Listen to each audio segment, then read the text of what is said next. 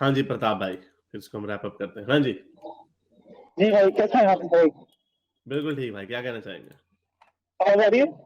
आ रही है, आ रही है।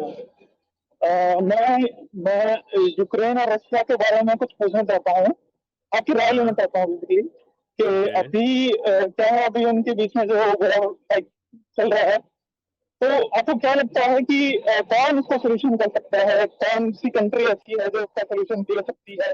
तो नेगोशिएट कराना, या आपको क्या लगता है कब तक ये खत्म हो सकता है? वो नेगोशिएट मेरे तो तरफ कोई से आवाज ज्यादा आएगी तो प्लीज म्यूट कर देना मेरे को। ओके, नेगोशिएट तो वो कोई ऑब्वियसली किसी मिडिल ग्राउंड में ही करेंगे ना, कोई ईरान को डालेंगे या तुर्की में करेंगे। हालांकि तुर्की नेटो का पार्ट है, लेकिन अ, इसी तरह सऊदी अरब में हो सकता है कर देंगे, वो इस तरह का मिडिल ग्राउंड ही ढूंढेंगे। लेकिन वो तो तभी होगा ना जब पुतिन अभी खरसोन से भाग गया, उन्होंने इनखला कर दिया और ये प्रिडिक्टेड था। अब वो सिर्फ डोनबास रीजन में रह गए हैं, यानी इसने कहा था फॉरएवर ये हमारा हिस्सा बन गया रशिया का, और अब छोड़ के भाग गया। तो धुलाई उनकी खूब हो रही है रूस की। और अब तो खैर वो ये भी कह रहा है मैंने तो कभी धमकी नहीं दी न्यूक्लियर अटैक की। तो खैर कॉशन टू द विंड, बड़ा वो आहिस्ता आहिस्ता जा रहे हैं खैरसोन, क्योंकि वो रिट्रीट करके गए हैं। तो कोई उन्हें डर ये भी है कि कहीं ऊपर से बम ही ना फेंक दें वो, तो लेकिन खैर इट्स नॉट दैट इजी, क्योंकि उन्हें पता है कि ये फिर डेथ वारंट होगा पूरी दुनिया के लिए, तो ये भी जाएंगे। तो होगा ये इसी तरह ही कि जब ये फाइनल हो जाएगा, असल में पुतिन को डिसाइड ये करना कि इसका फॉल बैक किसके ऊपर कैसा आएगा, उसकी जो प्रेसिडेंसी है उसके ऊपर कैसे फर्क पड़ता है। अगर तो क्योंकि हारेगा जंग, लोग अब सवाल पूछने लग गए हैं, मिलिट्री का भी पंगा वहां पे चल रहा है, मैं तो रोज फॉलो करता हूँ इसको। तो इसलिए उसको अपनी कुर्सी बचाने के लिए, लेकिन मुझे एक अजीब है, काफी लोग कहते हैं, ये एफबीआई ने मेरा ख्याल आज से कुछ 4-5 साल पहले सोर्सेज इन्होंने दिए थे, I think it was in the documentary, unofficially इन्होंने कहा था कि इसके पुतिन के sources wealth assets could be up to 300 billion. या he is probably richer than your Elon Musk और ये जितने भी लोग हैं। लेकिन क्या फायदा, इतना पैसा सारी उम्र इकट्ठे करते रहोगे, लेकिन अब उसको पता है कि अगर मैं पावर से हट गया तो इन्होंने मुझे मार देना, और वो पैसा यूज करने का फायदा नहीं और होगा। एक बहुत बड़ा खतरा उसके लिए ये है कि उसका जो है ना, जो जो उसके हक में जो चीज़ जाती थी ना पिछले 8-10 सालों में, वो उसका एक ऑरा था, एक मिस्टीरियस किस्म का ऑरा था कि ये बड़ा वो स्ट्रेटेजिक चाले चलने वाला है।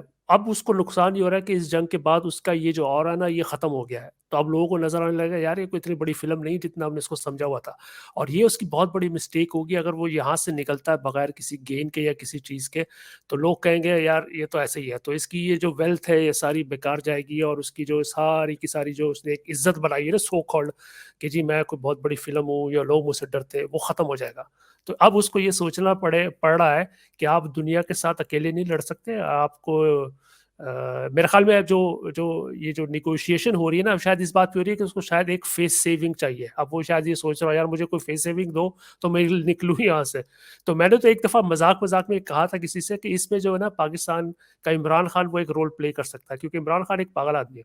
आप उसको भेजें एज ए निगोशिएटर रूस के पास, और वो नहीं, उसके Imran Khan is nothing Putin के अब साथ इमरान। नहीं, जस्ट अ फेस सेविंग, कि उसको पुतिन के साथ भी उसके अच्छे लेकिन इमरान ताल्लुकात खान है। है ही नहीं ना कुछ, अब तो इमरान खान की वैल्यू क्या है, he is not a prime minister. उस इमरान जमाने में खान की क्या है? हाँ, उस जमाने में जब ये था ना, तो मैंने सोचा यार ये बड़ा अच्छा एक हो सकता है, नहीं, ये इसको तब बना। इसी तरह ही है ना, वो हम मैं आपकी दोस्ती कराता हूँ, ईरान और सऊदी अरब को मैं करीब लाता हूँ, मैं हाँ, अमेरिका और उसको चाइना की दोस्ती कराता हूँ। मामा तू है कौन? अभी तुमने जाके जाके कहो हमें कोई $1-2 बिलियन की एड दो भाई, खत्म करो बात। क्या है? हरद जी भाई, जी इंडिया के बारे में क्या ख्याल है?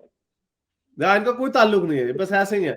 नहीं, लेकिन होगा अगर तो ये सऊदी अरब वगैरह में ही होगा, और वो भी तभी होगा जब, लेकिन इसमें मुझे पोजीशन ऑफ स्ट्रेंथ पुतिन की नहीं नजर आ रही। रूस हर जगह से पिट ही रहा है और पिटता ही रहेगा, और अब तो इंडिया और चाइना ने भी हाथ उठा लिया उसके ऊपर से, क्योंकि ऑब्वियसली इंडिया और चाइना भी नहीं चाहते कि न्यूक्लियर वॉर हो। तो इसके बेचारे के बड़े गर्क हुए हैं, और जो ऑयल की भी जो गेम थी, ऑयल की प्रोडक्शन यूसेज भी कम हो गया चाइना और इंडिया में।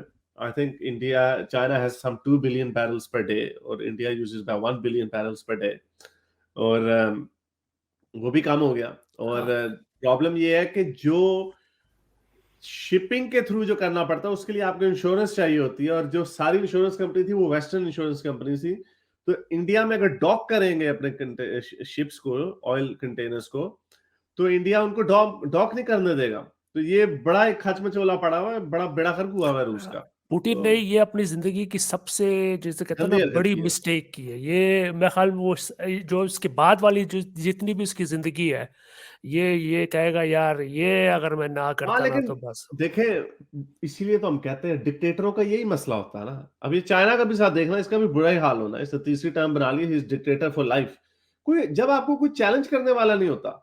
अब पुतिन को क्या याद होगा 99 से पहले इसकी जिंदगी कैसी थी? यानी इसने आखिरी 23 साल पावर में गुजारे, एब्सोल्यूट पावर में। ये तो डिसोसिएट हो जाते हैं लोगों के साथ। आपको तो वही सोने के महल में, क्रेमलिन में, दाचा में जहां पे रहता है, ये तो उसकी आदि आगे पीछे पैरानोया इन लोगों को कितना होता होगा।